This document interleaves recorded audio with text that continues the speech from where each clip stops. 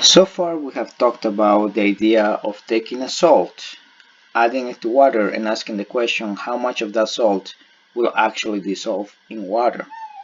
But the one thing we haven't actually examined is what happens when you have a given concentration of one solution that is fully soluble in water, another concentration of a different solution that's fully soluble in water, and we mix them together, with the idea that some of the common ions present in there lead up to an insoluble salt.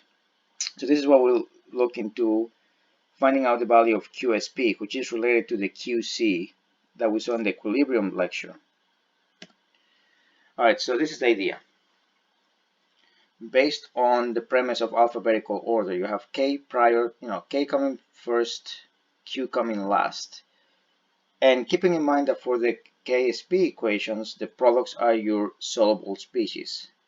So if you have a value of Qsp which is larger than the Ksp, this will shift to the reactant side, and the reactant side is a solid, so you will end up precipitating out the material that you have. So this is an oversaturated solution which leads to precipitation. If the value of the Qsp equals the Ksp, then basically you are at equilibrium, you are saturated, you are at the maximum value, but you expect to see just a soluble solution. And if the Qsp is actually smaller than the Ksp, this is product favor, meaning that you are going to be undersaturated and you will have a soluble solution. So we're going to have to compare the values of Ksp and Qsp together to figure out what we're dealing with. So let me show you an example. We have 10 mL of 0.05 molar iron 2 nitrate concentration, and that's fully soluble because of the nitrate being present. And we're mixing that with 5 mL of 0.12 molar sodium sulfide, which is also fully soluble because of the sodium being present. Now, upon combining these two solutions, we're asking the question, are you going to end up with a homogeneous or a heterogeneous mixture? And you're given the Ksp of iron sulfide, which is the possible insoluble species that may precipitate out. Now, in order to determine this, you have to basically recall your rules of predicting products based on double displacement reactions, right? And in the case of iron nitrate reacting with sodium sulfide, iron is in the 2+ oxidation state, sulfide has a charge of 2-, right? So you can figure out the charges of the individual species present. And all you do is you simply keep the cations where they are and you swap the anions. So what used to be with sodium, now it's with iron. What used to be with iron, now it's with sodium. And you use the charges to come up with the proportions. If you have one iron 2+, then you only need one sulfide 2- to balance out the charges. And if you have one sodium plus, you only need one nitrate 1- to balance the charges. So basically this is the equation that you have right now with the actual products predicted, and of course make sure that you end up going with the lowest ratio for your result. Alright, now second thing, this is only one iron and one sulfur, but this is the only species out of all the things here that could actually generate an insoluble salt. So that becomes the reactant of your Ksp equation. One iron, one sulfur, yielding one iron 2+ Aq and one sulfide 2- Aq.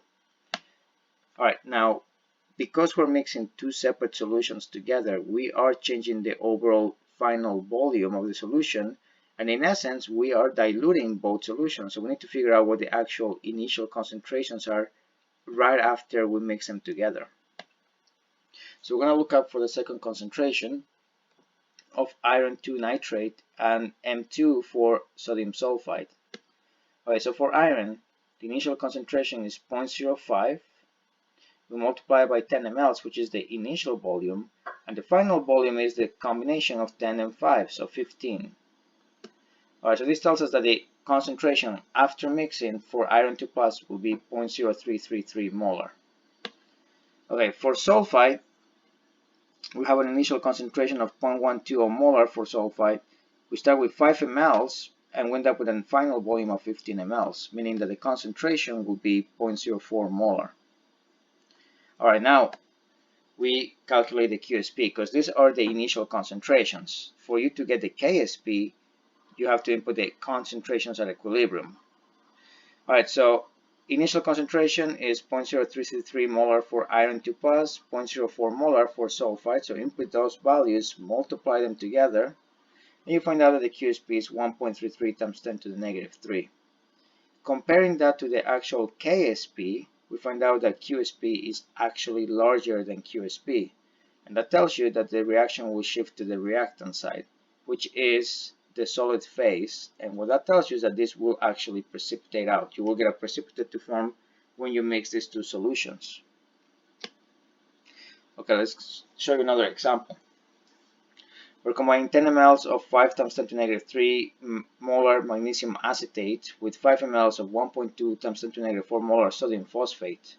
So once again, let's take a look at the double displacement reactions. We start with magnesium acetate and sodium phosphate. We keep the magnesium 2+ and the sodium +1 in the same spot, and we swap the anions. Acetate now goes with sodium, phosphate now goes with magnesium. And then we use the charges to come up with the proportion. So we'll have to bring the 3 in front of the magnesium, the 2 in front of the phosphate. So we end up with the following equation right here for the product. Magnesium acetate, sodium phosphate, and sodium acetate are all soluble because they all have at least one ion that is fully soluble.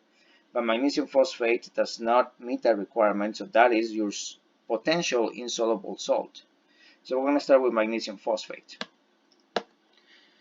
Okay, so for magnesium sulfate, which is potentially an insoluble solid, we will produce 3 moles of magnesium 2+ AQ and 2 moles of phosphate 3- AQ.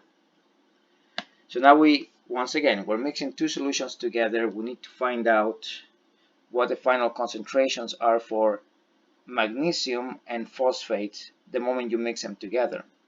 So for magnesium, you have an initial concentration of 5 times 10 to the negative 3 molar, an initial volume of 10 ml, and the final volume is 15, the sum of both volumes.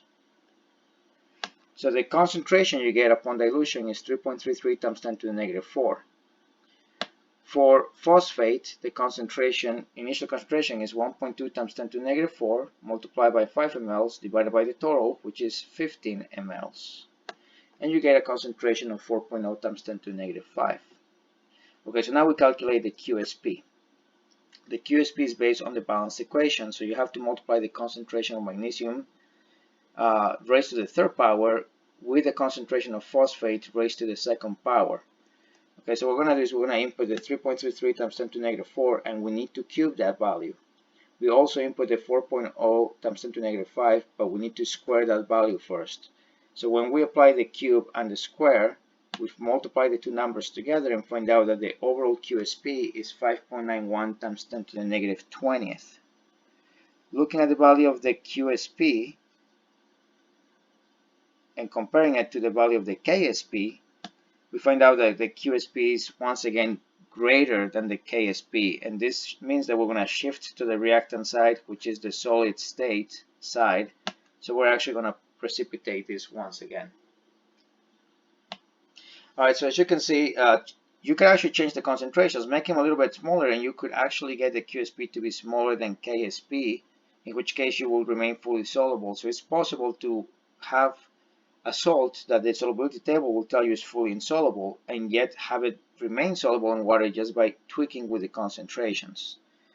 In the next video, I'm going to show you one more aspect of this that is known as the common ion effect.